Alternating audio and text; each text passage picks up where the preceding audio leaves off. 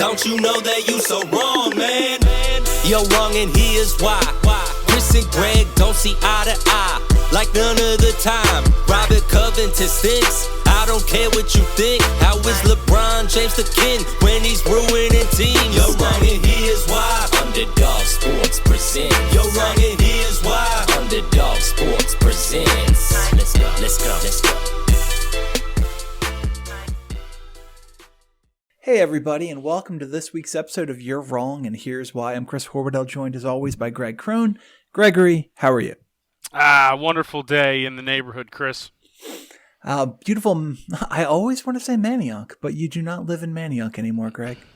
Give out your exact address to the listeners. That's fine. I'd prefer not to, but you know. Look, I feel strongly about this. So on this week's show, we're going to talk about why the Bills will finish with the worst record of all the teams that are currently 2-0, why Daniel Jones will not be the savior of those New York Football Giants, and why Ben Roethlisberger has started his last game for the Pittsburgh Steelers. Another football-heavy show, Greg. Oh, for sure. It's the fall, baby. I'm excited about it, except for what happened with our Philadelphia Eagles last week. We're not talking about that. Put that in the past, Chris. We're on to Detroit. Yeah, that terrifies me too. But another problem for another day. I want to talk about Ben Roethlisberger. And I want to talk about why Ben Roethlisberger has started his last game for the Pittsburgh Steelers. And to me, it comes down to something very simple. This is an organization that's ready to move forward, kind of like the Giants with Eli and Daniel Jones. And Roethlisberger he's this remnant of the past, going to miss the entire season. The only way he gets any opportunity to play ever again that makes sense for the Steelers is if Rudolph completely falls on his face. And heaven help them if that's the case, because if their quarterback play is bad enough to not go back to the quarterback of the future moving forward, then that Dolphins pick is going to be an awfully high one. The Dolphins could well be picking 1 and 2 in the draft in that situation. Rudolph looked pretty good considering that there was no expectation he'd be playing against the Seahawks last week. 12 of 19, 112, 2 touchdowns and an interception. He's got a very good working relationship with James Washington. I think that's something that needs to be leaned on. You're going to go heavy to Juju. You're going to go heavy to the tight end and Vance McDonald. The key here is going to be James Connors coming back and actually producing and proving that last year was not a flash in the pan situation for him. But the point I'm trying to make here is Rudolph has to be terrible to not go back to him. This is a team that views him as the quarterback of the future. And assuming that he is adequate, that he is good, very good, whatever, all he has to do is prove that he is that team's quarterback of the future. And it's his team moving forward because it doesn't make sense to go backwards. Yeah, I mean, it's definitely a tough blow for Steelers fans to watch Ben sort of bow out like this with this type of injury. But the problem here is going to be the cap. It's going to be a financial issue. To get off of Ben Roethlisberger is going to be very expensive, considering the contract extension that I think he just signed. I mean, you're talking about having to potentially almost. The only time you can really get out of it is after next season, and Ben's not going to sit there on the sidelines, and Ben, at this point with this injury, probably doesn't have any trade value. I disagree with that. Before we get into this, let me just ask you, over at Bovada Sportsbook, the Steelers are +7 against the 49ers this weekend. What do you think of that one? I know... Going to the West Coast, going against a team that's sort of clicking, I don't want to buy into the 49ers as being some sort of world beaters, but I just think it's going to be a struggle on the road with a 49ers fan base that's for sure going to be there and loud for a team that looks like that at least on the outside is looking like it's going to be a serious contender in the NFC West. I just, unfortunately, I think that it's going to be a rough go for the Steelers out there, and I think the 49ers can easily take that and cover, because the Steelers' defenses look bad too. This isn't all just on, like, their start hasn't just been on how inconsistent James Conner may have been or lackluster Juju Smith-Schuster is their defense has been flat out poor. It started right away against the Patriots, and it just sort of carried over against the Seahawks. They improved a little bit better, but that Seahawks team isn't filled with superstars. Russell Wilson's obviously fantastic, but Tyler Lockett's their number one receiver, DK Metcalf, a rookie, as their number two, and Chris Carson didn't even have that great of a game, and they still weren't able to pull it out. By the way, Bovada clearly expects basically nothing on the scoreboard with an over-under at 44. That's the rookie quarterback, man. That's the whole reason that number is as low as it is, because they have no faith, which is kind of weird because if we're being honest, what we saw to Mason Rudolph was relatively good. He continuously killed my fantasy team by throwing touchdowns to Vance McDonald. It was, a pretty solid performance for a guy that probably wasn't expecting to get much time on Sunday. But do you agree that as long as Rudolph doesn't fall on his face and he shows that he is this team's quarterback moving forward, it just doesn't make sense to waste that year of development next year and go back to Roethlisberger? I do think if you're any other franchise, that's 100% the case. But we're talking about the Steelers, the very loyal Steelers when it comes to, to a certain extent, when it comes to faces of the franchise. They're not a team that does many things incorrectly when it comes to these types of situations, which almost speaks more to your point than mine, if we're being perfectly honest. And that's it for this week's show. But I have, with the way Roethlisberger is sort of, glorified in Pittsburgh, and I think it's funny to compare. Roethlisberger is a 2-time Super Bowl winner in Pittsburgh. Eli's a 2-time Super Bowl winner in New York. They're both drafted in the same year, and you look at where they are each in their careers, and Ben Roethlisberger still relatively loved in Pittsburgh versus Eli, who completely fades and is essentially like getting booted out of New York. Well, let me ask you this. How much of what you're saying changes if this team finishes, say, 6-10 and Mike Tomlin's fired? I just don't see a world where they fire Tomlin. I just don't. Tomlin has been around since the late 30s coaching the Steelers and team. He's been at successful. What point he's never had a losing season.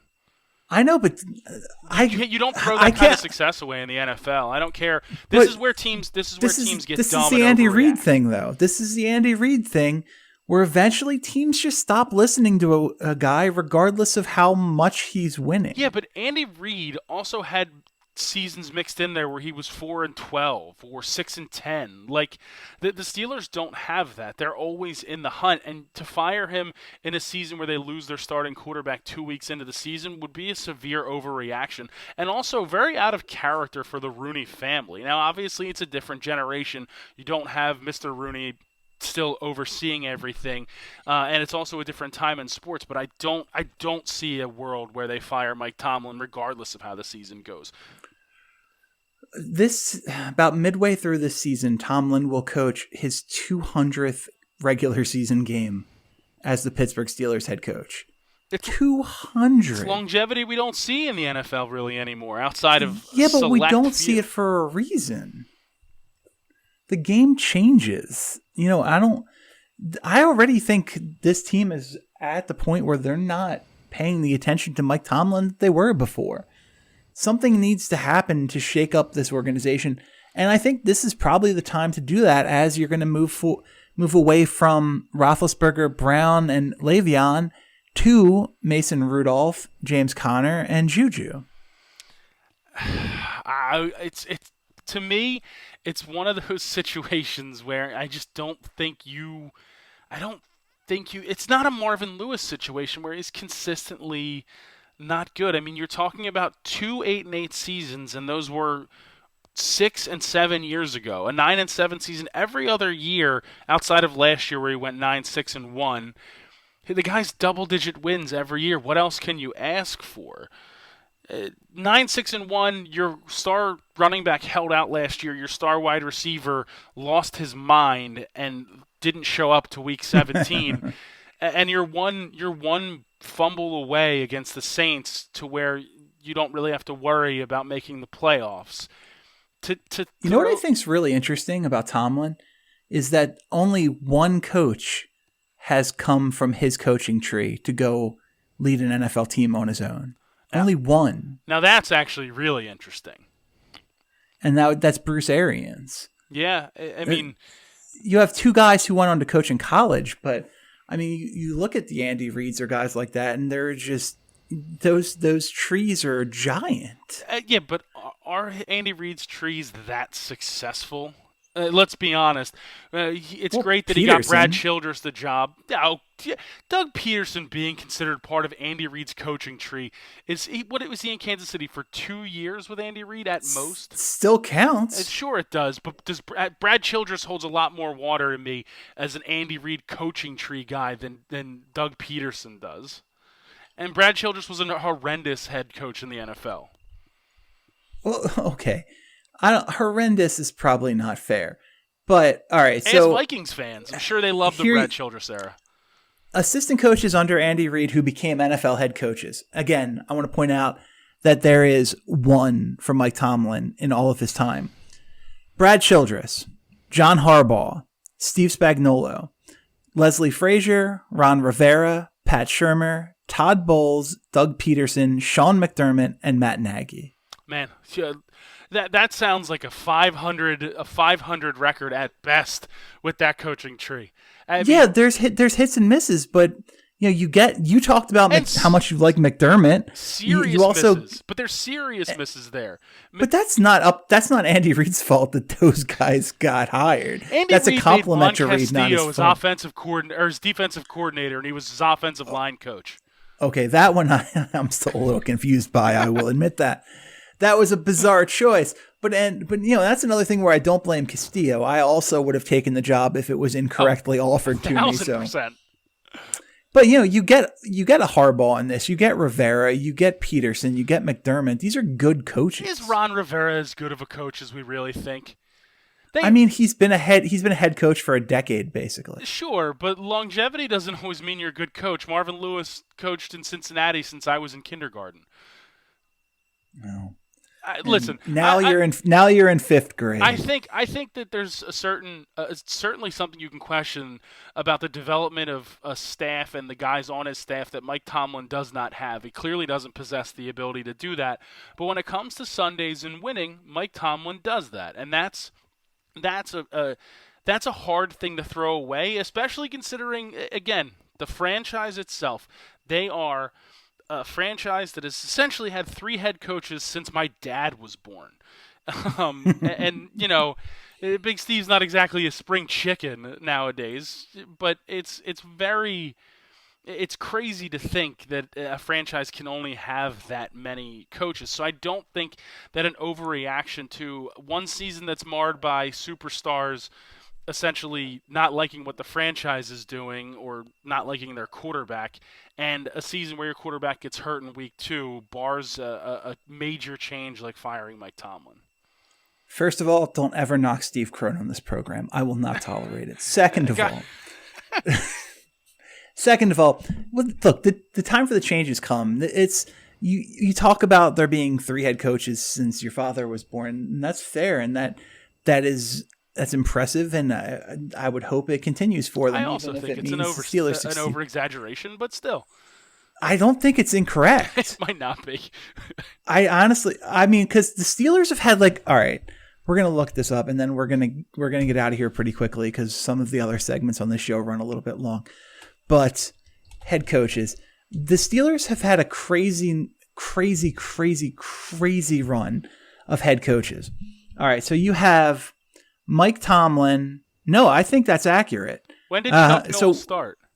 Chuck Noll okay, so not quite, but Chuck Noll started in 1969. Okay, so for 9 years of my father's life, they did not have one of either Bill Cowher, Chuck Noll, or Mike Tomlin as their head coach. Yeah, I mean those were the great Bill Austin and Mike Nixon prior to that, who a baby Steve Crone got to witness. And by the way, Mike Nixon 14-2 in his 1 year as oh wait, that might not actually be right. 2-12 in his 1 year. I was going to say, how did that guy lose his job? Yeah, I was confused too, but it's weird formatting where it has games coached first and then wins and losses. So yeah, 2-12, justifiably lost his job. Bill Austin, Stone Cold's dad, 11-28. I don't know if he is or not. I don't know that he's not though. 28 winning percentage, and then Chuck Noll takes over. He goes 193-148 in 342 games. Bill Cowher goes 149-90 in 240 games, and then Mike Tomlin now 125-66 in 192 games coached. So to have any head coach in your organization coach 200 or more games is a crazy thing. It's incredible. They're going to have 3 consecutive and 4 when it moves on to Lincoln Riley taking over the team next year. Listen, air raid offense with I just forgot his name. Jalen Hurts? Nope, the or guy Mason Rudolph. Mason Rudolph. Yeah, I kept wanting to say Hunter Renfrow. I know that's not the answer. You don't know that Hunter Renfrow won't be brought in to take part in that offense, though. There's a chance if the Raiders give him up and he converts to quarterback. Or he play wide receiver. That's fine. He can come catch 100 passes from Mason Rudolph next year. Look, the second segment of the show goes really long, so we're going to end it here. All right, fair enough. Agree to disagree on this one. We're going to take a quick break, and we will be right back. It is the best time of year. It's football season, and Yahoo has officially released their Week 1 daily fantasy football contests. They actually have a $1 million contest for Week 1 with no management fee and $100K to first place, meaning more money goes back to you, the players. There is a 10 entry max. You're not going to be playing against people with 100, 150 lineups on the sites. They've capped it. They've made it more manageable. They've increased your chances to win. Yahoo also has a $100K guaranteed contest, so there's lots of prizes out there for Week 1. Tons for you to win. And this isn't just for the fantasy football hardcore fanatics. This is for everybody. If you're just getting started with Yahoo Fantasy Football, join the free-to-enter Yahoo Cup and play all season long. They've got $150,000 in weekly and season-long prizes. And if you get a perfect lineup, you win $1 million. 1 million, 2 commas with a 1 before it. It's a lot of money. Sign up today at yahoo.com/dailyfantasy or by downloading the Yahoo Fantasy app. You get $20 in free play when you make the first deposit using the promo code POD25. No waiting on that bonus. You can use it right away to enter contests. The minimum deposit is only $5. That's the promo code POD25, POD25. Head over to Yahoo today. All right, Gregory, we are back for segment number 2, and I want you to tell me why Daniel Jones is not going to be the savior of the New York Football Giants. Well, first let's talk about Giants fans, because this is one of the funniest things I've ever seen.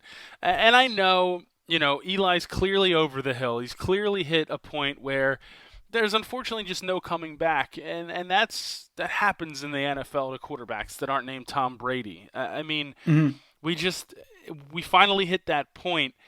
But if you go back just a few months, when this pick was announced, Giants fans lost their collective minds. I'm talking people just wanting to disown the team, mad at the ownership, wanting the GM fired, everything. Now, this guy throws legitimately threw 34 passes in the preseason against second and third and fourth and fifth and sixth string guys. And this guy is now the savior of the New York Giants. I just don't understand, and I never will understand how this reaction from New York Giants fans has come. They are acting like that Eli Manning, who, for what it's worth, was not completely terrible and not the reason why the Giants are losing games. Their defense is horrendous. That's the reason why the Giants are losing. It's not all on Eli Manning, no matter what people want to tell you. But Daniel Jones isn't going to go play corner. He's not going to go play safety. He's not going to replace Landon Collins. You know what I mean? The defense is still going to get scored on, and unless something drastically turns around against number ones, not practice squad guys or guys who are hoping, to get a shot to be a special teamer. Number ones, the guys that are paid the big bucks to start in the NFL. I don't see this happening, and I don't see them having some sort of magical turnaround as we get into week 3 and beyond.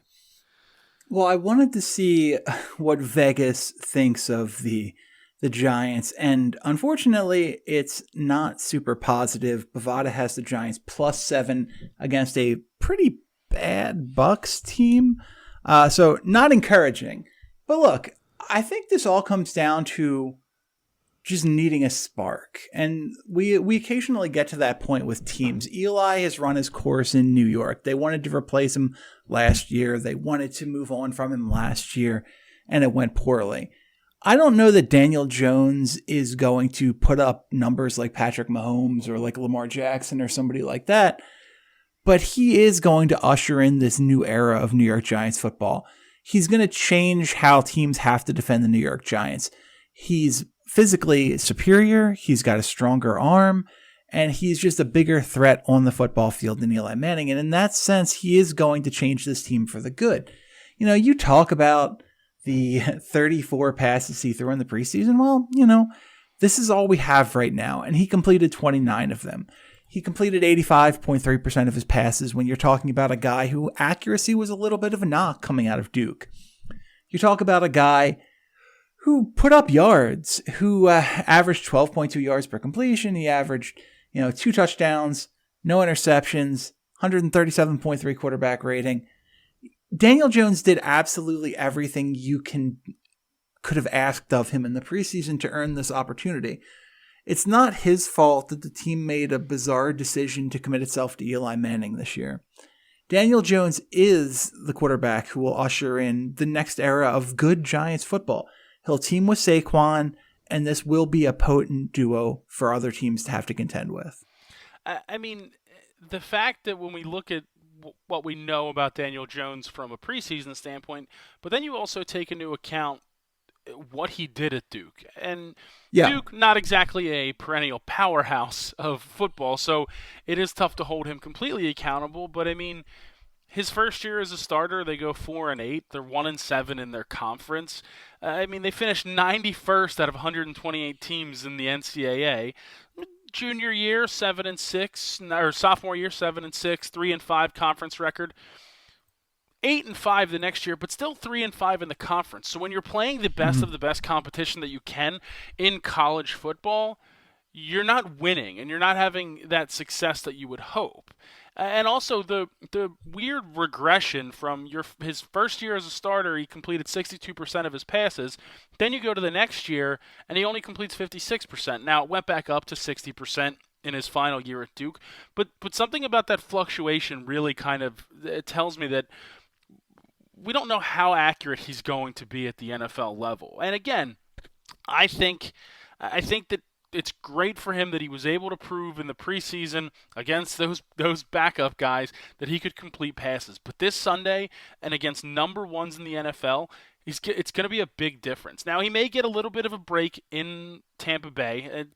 Tampa Bay, not the best defensively. They did a good job against Carolina last week, but I think that with any sort of real competent shoulder falling off quarterback, a team can pick them apart. But I have to see what he does as he moves on, especially when we get into the brutal NFC East schedule. He gets to avoid at least one start against Dallas, which is nice to get that out of the way. But those divisional games, especially traveling to Philadelphia, that's going to be really tough for a guy in his first year. And I can't wait to see, after a bad game, if the Giants fans really start to turn on Jones. Well, I think it's a little bit naive to worry too much about a guy's record in college, and even to some degree, some of the ancillary stats, because football, more than any other game, is a team game. It's a game that requires great coaching to win. It requires great teamwork to win. And the reality is, when you're going to a school like Duke, you're not going to have the best coaching, and you're not going to have the best teammates. I'm not too worried about Daniel Jones's record in college. And the completion percentage, by the way, let me read something off to you, and let's talk about fluctuations. 48.5%, 63.5%, 58%, 62.4%, for a grand total of 60.8%. Those are the completion percentages of future Hall of Fame quarterback Eli Manning at Ole Miss. Hall of Fame, yeah, that's definitely going to happen. Yeah. I mean, of course, but Eli's never been that guy. He's made the big throws when he had to, but we've watched him throw duck after duck after duck. It doesn't surprise me in college it was the same sort of thing. I mean, that's neither sort of here nor there, and it's hard to compare also different styles of offense a real generation apart. I mean, Eli Manning's entering halfway through almost a second decade as a starter in the NFL. College football was a much different game 15 years ago than when Eli Manning was holding down the starting QB position at Ole Miss. See, I just think we're too worried about the stats. You look at what the guy is going to bring to the offense, and it's going to fundamentally change the way teams have to defend this Giants team. And you know what? There's also some benefit of there not being tape on him right now. Anytime you see a guy come in and teams don't know what to expect, it's a benefit to the offense. Do I think Eli Manning is the only reason that this Giants team has struggled? No, I don't. In fact, I think Eli gets a lot of crap that he doesn't deserve. Like you mentioned, he has not been that bad this year. But Daniel Jones has the upside to be a very good quarterback in the NFL, assuming that all the pieces fall into place for him.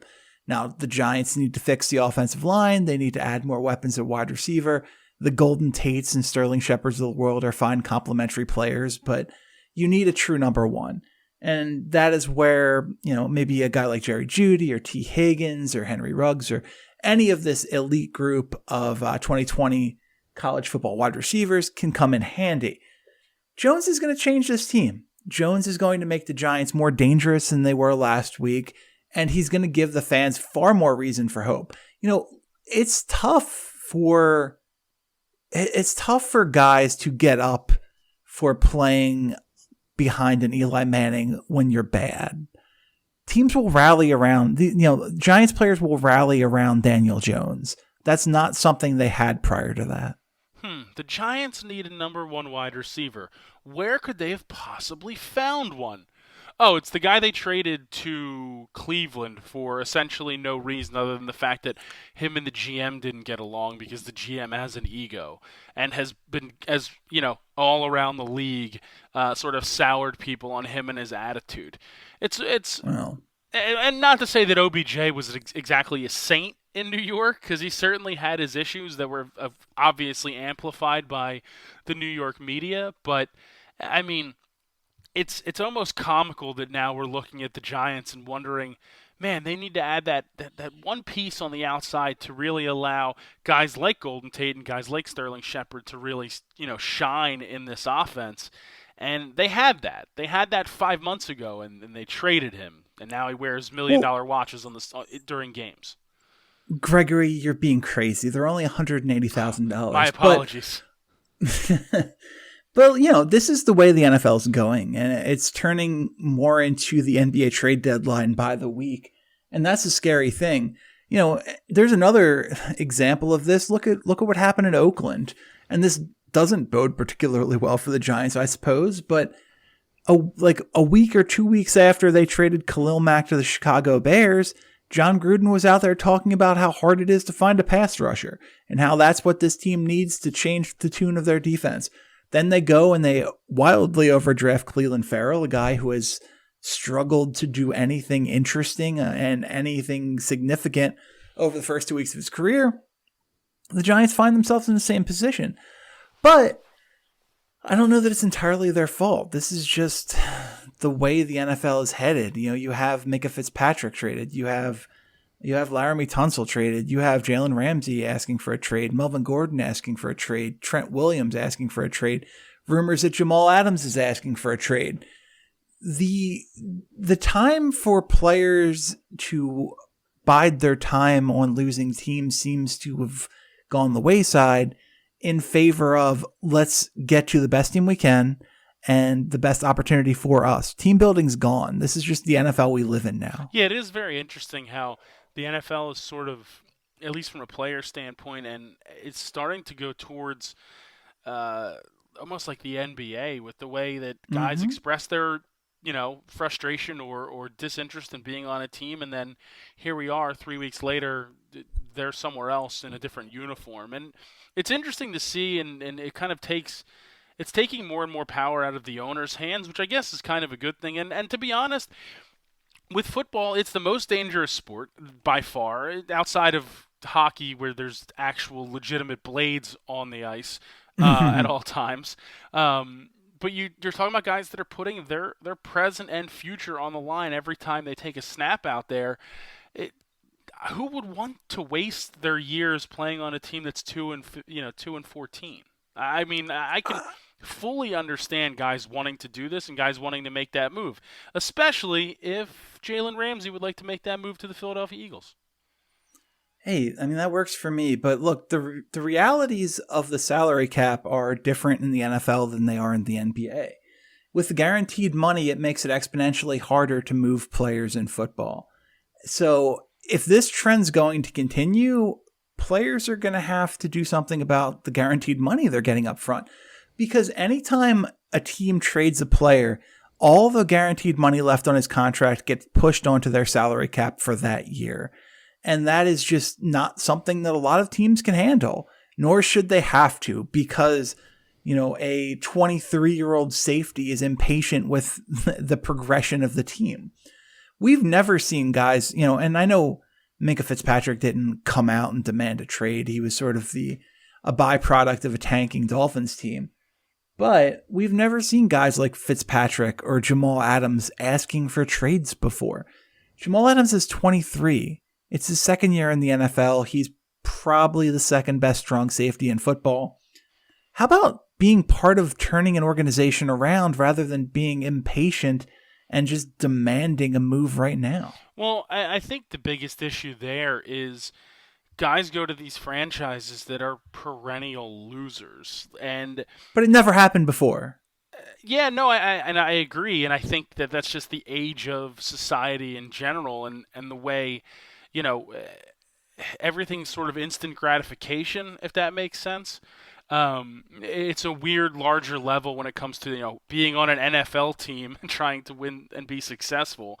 It's weird to say instant gratification during a sporting thing, but that is certainly sort of what it feels like. These guys don't want to waste their time playing on a team that might struggle for 2 years for the next 4 years of success, as long as the front office does everything somewhat correctly and they have a competent head coach.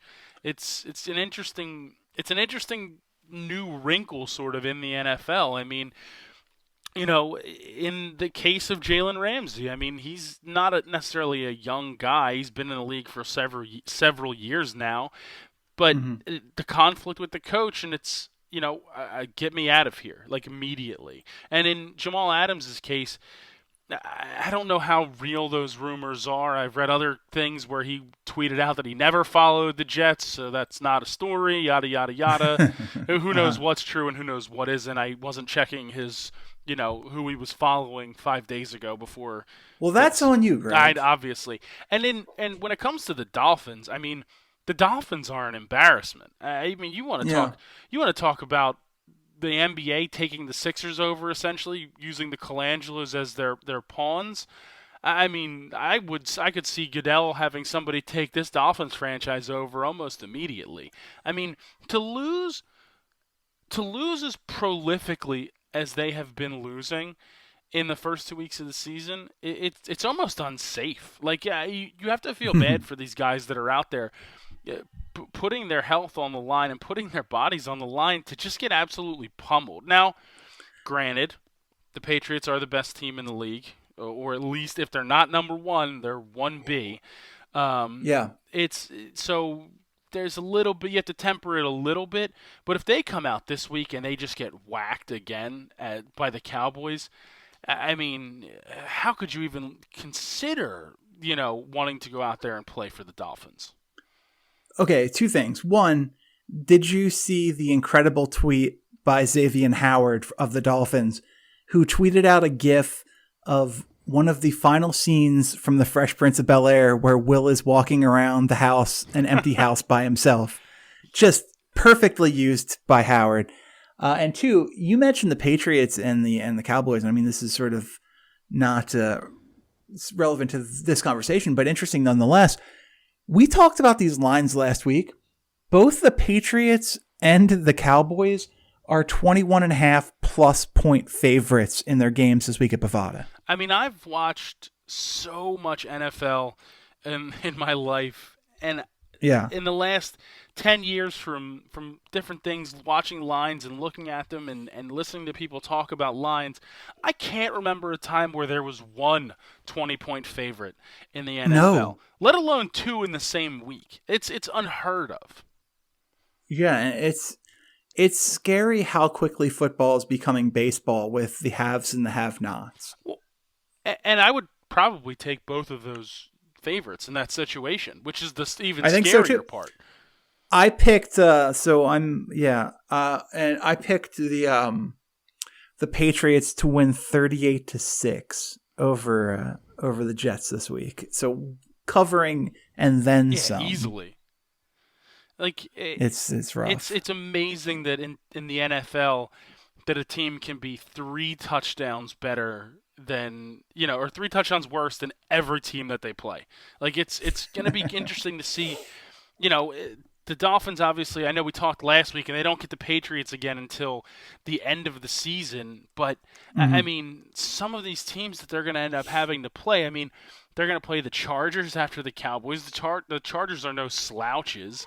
I mean, nope. They may have blown that game because of a kicker issue over the weekend to the Lions, but they're not going to be bad. What's the line going to be when the Eagles go to Miami?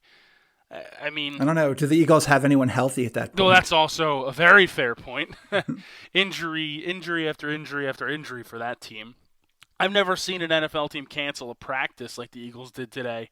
A couple other teams actually followed suit this week. So just wild stuff. This is why the NFL is the best. There's just so much going on.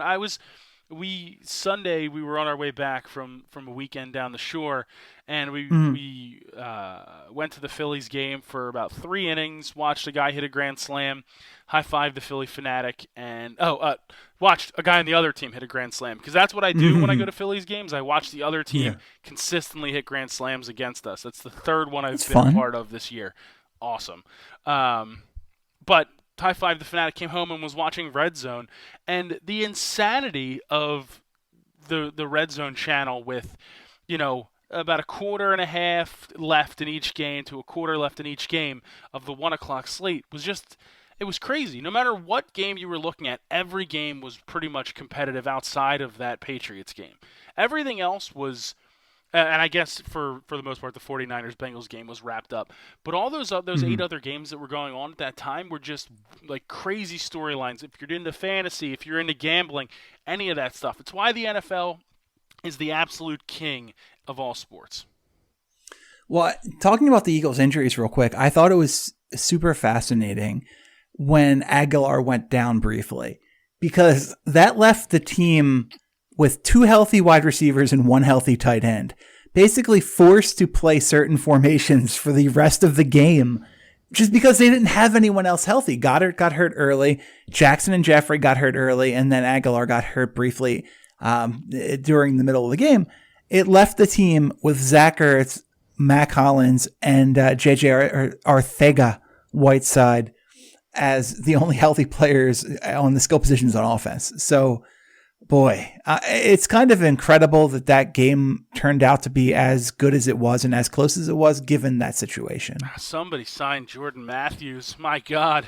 But no. Yeah, why not? Why are we waiting on that? I'm shocked that hasn't happened already. It's crazy. I mean, all reports indicate that these guys, at least Alshon and Deshaun, are going to be out at least multiple weeks, at least 2 to 3 weeks. Like, we got to get somebody in here. What are you going to do? Call up Greg Ward from the practice squad? I don't know what the move is here. I think we have to to get a guy that at least knows the offense, has comfortability with Carson. It's almost like the perfect fit. Like when he came in last year, obviously before Carson eventually went down, Matthews was a go-to guy at a certain point, which is a scary prospect. Yeah, and by the way, you still also have to call up Greg Ward from the practice squad to get your 5 healthy wide receivers. That's a good point. Well, maybe Arcega-Whiteside will have a breakout game. Arcega. JJ Arcega. How does Aguilar drop that pass? How does he drop that? Well, I mean, he makes up for it later in the game. Yeah, but that play doesn't have to happen if he catches it the first time. Like, I know. Ugh, what an infuriating game. Also, quick question. Yeah. Whose fault is it that Ertz doesn't get to the sticks? Is it on Ertz or is it on Carson? It's yes is my answer. It's probably on both of them. Zach has to clear the sticks, knowing that that's a must-complete 4th down. Carson can't make the throw if it's not a 1st down, so I think they both bear some of the blame. But just a really unfortunate situation. And I know this stuff is happening split second. You have to make the read right away. If that ball's open, you should throw it. But they both bear a little bit of the blame in my mind. What do you think? I was going to blame Ertz more than Carson. Only because Carson was getting pressured for a majority of the game and just getting absolutely murdered. Like, Ertz has to get there. He just has to. Also, yeah, hopefully we saw Carson shake off the rust and become Carson of old a little bit in the second half. Oh, he really did. I mean, that play where he threw the ball on his way down right before his knee touched to Matt Collins, just incredible. Like, I don't know what Carson showed up in the first half of that Falcons game, but the second half he looked like the guy who showed up in the second half of the game against the Redskins. You got to figure out how to play in the first quarter and first half of these games on offense. Because how worried are you about this Penn State running back of yours? I'm not worried because I knew he stunk and never had faith in him because he stunk at Penn State and he stinks for the Eagles. Did not stink at Penn State. He stunk. Look at his numbers. The guy had one good game against the team that actually mattered. Every other game that really mattered when it came up to the big boys and he was playing the teams like Michigan and Ohio State and Michigan State and Wisconsin. Those games that mattered, the guy did not produce when he needed to. But he could run it up against Pitt. Whoopity-doo. Like, I am so over the people that love Miles Sanders. From the second we drafted him, I was out. I knew this was going to be the case. I just knew. It's hard for me to tell how exactly you feel about Miles Sanders. Oh, I've been on this train since day one. It's funny. I have a cousin who went to Temple, loves to give me crap about Penn State football, and that one time in the last 75 matchups that they beat us, I never heard the end of it. But he was all about Miles Sanders. He's all about him, and I kept saying since before training camp started, I do not trust Miles Sanders. I do not think he is as good as they're projecting him to be. It is very weird we don't just try to run the ball with Jordan Howard more as the first 2 games have progressed. Whatever. I got a text on Tuesday. I think you have me worried about Miles Sanders.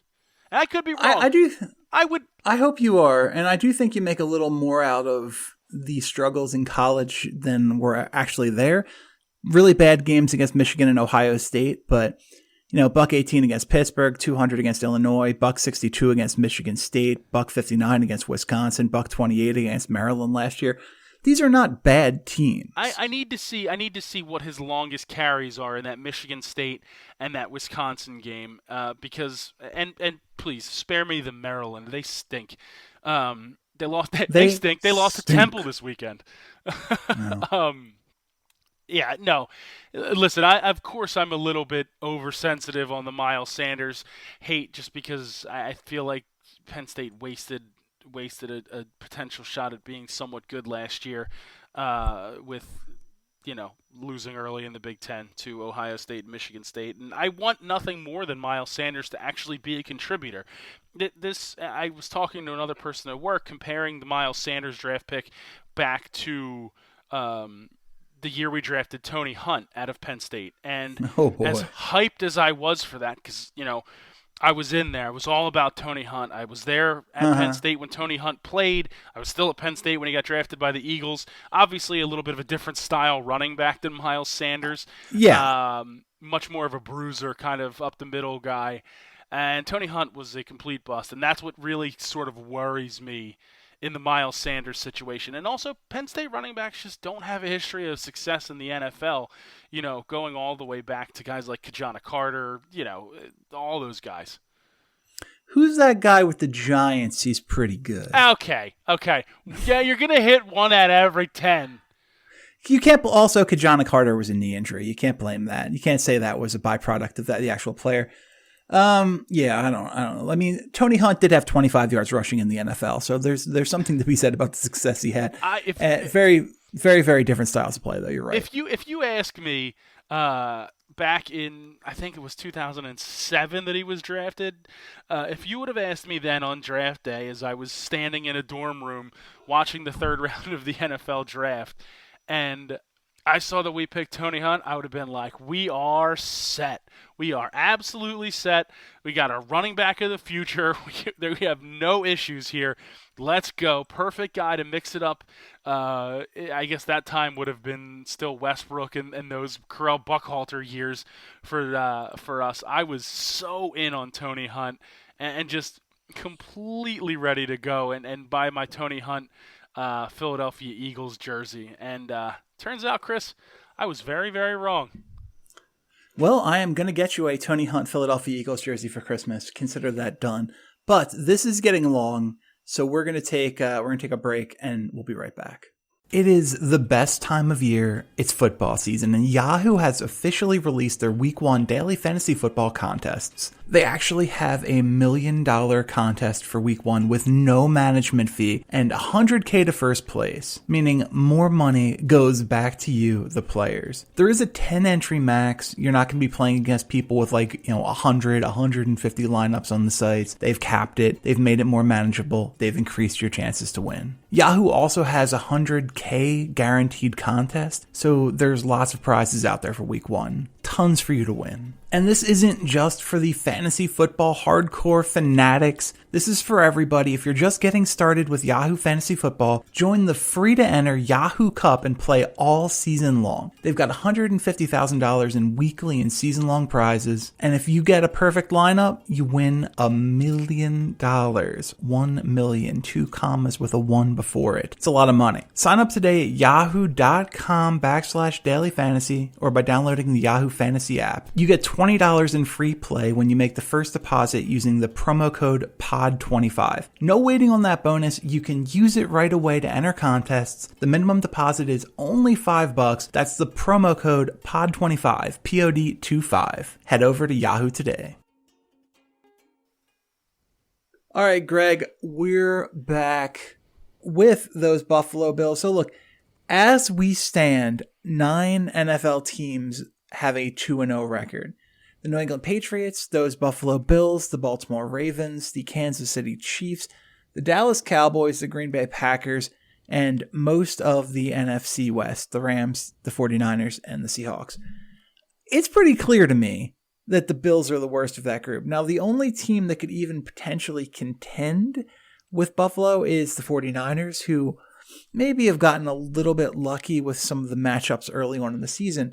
But all the Bills have done is prove that they are unequivocally the best team in New York over these past first 2 weeks. Beat the Jets week 1, beat the Giants week 2. 2 bad football teams. 2 really bad football teams, potentially. If this Jets team is anything like what we saw on Monday night for the rest of the season, even once they get Sam Darnold back, who knows what's going to go on with Jamal Adams there. Buffalo is just, this is smoke and mirrors 2-0. And you know I'm a Josh Allen fan. You know for some reason I like Josh Allen, a guy who has jumped all the way up to 64% passing this year, even though the 2 touchdowns to 2 interceptions aren't ideal. This Buffalo Bills team is not anywhere close to the team that any of those other 8 are. And for that reason, they're going to finish with the worst record of this group. The reason why I think the Bills actually are better than you think is their defense. Their defense has been, pretty solid to start the year out. Saved them in a situation against the Giants, who, as bad as the Giants have been, still got 4 turnovers out of the Jets. I meant the Jets. I said the Giants. I got confused. Still forced 4 turnovers on the Bills and quarterback Josh Allen, but the Bills still found a way to win the game. They were able to stay in there, and their defense kept them competitive, and I think that's going to be their story all year. They're going to have to rely heavily on that defense as Allen continues to progress into the starter that he is. Wait, so your argument for why they aren't as bad as I made them out to be is because they got lucky and held on to win a game despite playing incredibly sloppy against a very mediocre team. Right, but that's how that's how you win games, and that's how you end up being better than a team like the 49ers or even like the Seahawks, who feel, let's just say, not as good as those teams that went to the Super Bowl a few years ago. Yeah, the Seahawks aren't the team that went to the Super Bowl a couple of years ago. That's true. But they're still a much better team from top to bottom than Buffalo is right now. And looking at the 49ers, like I said, the only team that I think is even comparable to Buffalo, they have a fairly strong win against Tampa Bay. Talk about a game where they did enough to win. Garoppolo was adequate. And then they come in, this Bengals team looks great week 1, and the 49ers absolutely take a big, steaming, giant dump on them. Garoppolo looks way better, 3 touchdowns and an interception on nearly 300 yards passing. Defense plays well against the unstoppable redhead Andy Dalton. I think the 49ers might be pretty solid, and especially with the rising Deebo Samuel wide receiver. I don't see what there is to like about this Bills team other than they got lucky and played 2 terrible teams to start the season. Yeah, but so did the 49ers. I mean, if we're counting that Jameis Winston-led Tampa Bay Buccaneers team as some sort of modicum of success in the NFL, I mean, they're terrible. And the Bengals are just as bad. That's why it's even more surprising that Seattle was barely able to beat them at home. It's just I trust the Bills' defense more than I do the 49ers' defense, and I think that's going to lead to victories for the Bills more than it is in the case of San Francisco. I mean, Jimmy Garoppolo, sure, that's nice. Their running situation obviously is pretty stellar considering they lost Tevin Coleman and were able to continue with a 3-headed monster of an attack. But they still worry me in the long run. I don't necessarily know if Kyle Shanahan's ready to take that next step as a head coach.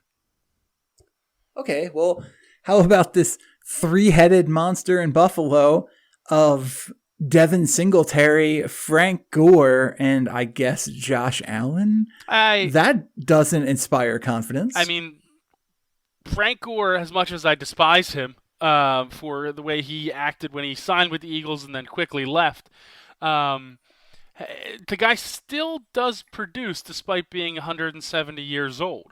And that 170-year-old running back's averaging 2.9 yards per carry this season. Sure, but that's because he's not their every down back. He's a guy that's just coming in to fill in for Singletary. Okay, well, he does have the most carries on the team. Sure, that's fine, but he's not going to as the season progresses. They're going to continue to work Singletary in as long as the injury that he suffered over the weekend wasn't anything major. Singletary's going to start to see the majority of the carries. It's the same people that are complaining about the David Montgomery production over in Chicago, because Mike Davis is getting carries when they think Montgomery should. You have to work these guys in who are in their first year in the league. It's just the way it works. Well, you know what's going to work against Singletary, I believe, is exactly what's going on in Chicago, ironically. We go into this season thinking this is the breakout year for Tariq Cohen. And what's going on? David Montgomery is getting carries. Mike Davis is getting carries. And Cohen is still a gadget player. And that is what Singletary and his diminutive size is going to lend itself to as well. I don't think Matt Nagy knows what to do with that offense in Chicago, and I think that's what really kind of hurts them the most. But he's a genius. Of course he's an offensive genius. Guru. He doesn't know if he wants to rely heavily on trying to see if Mitch Trubisky can throw the ball to, Allen Robinson and Taylor Gabriel, or does he want to pound the ball? And either way, it has looked extremely ugly in Chicago on offense. I'm impressed that you didn't laugh through that because I could tell you. I really wanted to. Cordero Patterson's getting carries. This Bears team is just they're a bizarre team. Watching Red Zone over the weekend, they did cut to a highlight, and it literally was like a joke that Cordero Patterson was getting like a reverse. And Scott Hansen was laughing about it. I don't know how many teams we can watch Cordero Patterson run a reverse for that is unsuccessful, but if that's what we're relying on in Chicago in Week 2, it's going to be a very long season for Bears fans, especially with how good that defense actually is. No doubt about that. And by the way, talking about Mitch Trubisky, he has thrown for 348 yards through 2 games, 58.3% completion percentage, to Josh Allen's 507 yards, 64.4% completion percentage. Trubisky has been nothing short of terrible. Trubisky, utterly horrible. Sub 60% completion percentage, 0 touchdown passes through 2 games, 1 interception. We talked last week about the Lamar Jackson thing and the crazy lines that some of these people were getting. And it's the crazy lines in terms of the touchdown passes for Jackson. That 15.5 seems about right for Trubisky. It almost is fitting, and honestly, I think he could come in underneath that.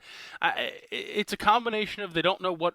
It feels like they don't know what to call for his skill set, and they don't know whether they want to be a pound-the-ball running team or they want to do the little dump-off passes to Tariq Cohen or try to go over the top with anybody. And I don't even know if they have the capabilities to go up over the top because Trubisky hasn't shown the accuracy or the ability to get the ball to his receivers on a consistent basis. No, it's been borderline terrible. Yeah. I would be horrified if I was a Rams fan. Rams fan, you're fine. If I was a Bears fan and we're counting on, I like David Montgomery, but I don't know what he's going to be able to do if you can't clear the box a little bit by throwing the football. But Chris, they found a kicker. What don't you understand? Oh, well, never mind. Eddie Pinheiro is the future of this team. Absolutely. We're just getting field goal range and go from there. That's a fairly big problem when your quarterback throws for 174 yards a game. Yes, it's a very, very big problem. And they're not even averaging 100 yards rushing. Yeah, I think I feel really, really bad for this Bears defense because this Bears defense looks very good, especially in spurts, considering that they're up against staying on the field constantly. They have the Redskins this weekend, and I think it's crazy that the Bears, with that anemic offense, are still -4 at Bovada against the Skins, and it's purely a testament to their defense. Yeah, you have to think most of the time teams get a little bit of a bump when they're at home. So the Bears are probably, if this game's in Soldier Field, around 6.5-point favorites, maybe. But that's a tough task to go into Washington, as bad as Washington has really been, for that Bears offense to generate any sort of offense in that game. I just don't get it. I don't know what the Bears think they're going to do moving forward. You stare at Pat Mahomes, who was drafted just several spots below Mitch Trubisky, and you just kind of have to wonder what could have been. Well, what could have been with a lot of teams. Looking back at this, Patrick Mahomes is clearly the number 1 pick in the draft, and a lot of organizations look foolish for having passed on him. Well,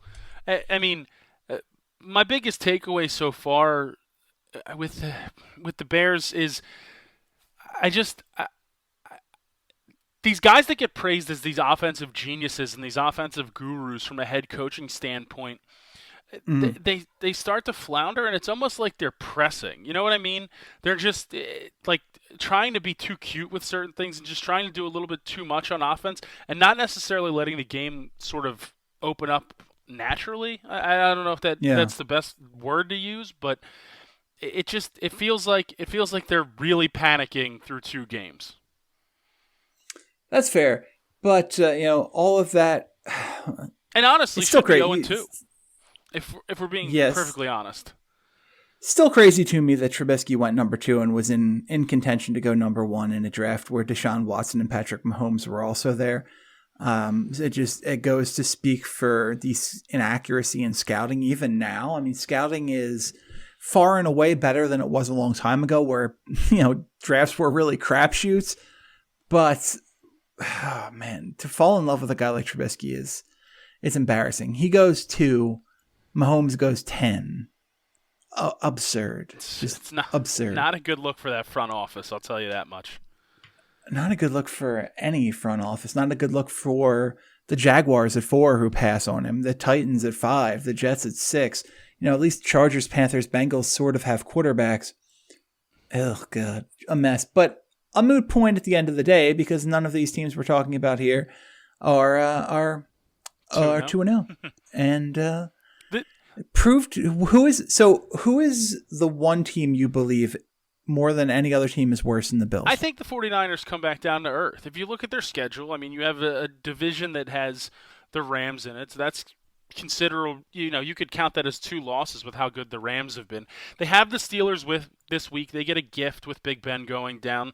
We'll see what Mason Rudolph has. He played well in his spot against Seattle. I mean, he had the Steelers, within contention to tie that game late. He didn't look as terrible as you could have potentially predicted. Then they had the Browns at home. That's a potential loss. They'll beat the Redskins. They'll beat the Panthers. Then you have the Cardinals, Seahawks, Cardinals. You'll probably win 2 of those 3. But the Cardinals have been sneaky good. I mean, they're not gimmies with that team. I think you're arguing against your own point with that. I agree the Cardinals are sneaky good. Yeah. And you've already mentioned more wins than I see the Bills getting for the rest of the season. I don't know, man. Looking at the Bills schedule though, outside of the Patriots this week, they go to play the Titans. The Titans are nowhere near as good as week 1 showed. I mean, even last week they certainly left a little bit to be desired. I don't necessarily know how good that team is. Then you talk about 2 games with the Dolphins that they're going to have. The Bills will lose to the Eagles, but they can beat the Redskins. They'll probably lose to the Browns. Oh, there's the Dolphins again. That's another win. The Broncos stink. They stink. The fact that they let the Bears come back and get that field goal late proves to me that the Broncos are awful. Flacco's been horrendous, if we're being totally honest. That's a winnable game at home. Okay. Thank you for your honesty as well. Yes, you're welcome. The Bills will lose to the Cowboys. They'll probably lose to the Ravens. The Steelers on December 15th, that's a very winnable game. The Patriots in Week 16, if the Patriots aren't undefeated, that's another game that they can win. And then they close up shop with the Jets at the last week of the season. The Bills could easily take this to 7 or 8 wins. I really like the coaching staff up there. I think Sean McDermott's done a great job. I don't see why this team can't be like a 7-9, 8-8 team and be better than where the 49ers end up. Who do you like more this week? Bills -6 versus the Bengals on Bovada, or the 49ers -7 versus the Steelers? Based on the matchup and the situations that they're going into, the 49ers are at home against the Steelers, correct? Yeah. And the Bills are also at home. I would have to probably – I'd probably take both of them if we're being perfectly honest. But the one that I probably like better is I like the 49ers better in this one-game setup only because of who they're playing. The Bengals still have basically their full team minus A.J. Green. Mixon coming out of that ankle injury that he suffered in Week 1. And I know that they got embarrassed last week, but that's, it is what it is in some of those situations. And the 49ers are playing, a completely broken Pittsburgh Steelers team that we've seen in the first 2 weeks. I'm remain undefeated. Of course. This has been a magical run for me. Not surprising at this point, but still impressive nonetheless. Over a year long. I'm glad you conceded. So look, for Greg Crone, I'm Chris Horwoodell. Thanks for listening, and we'll see you back here next time.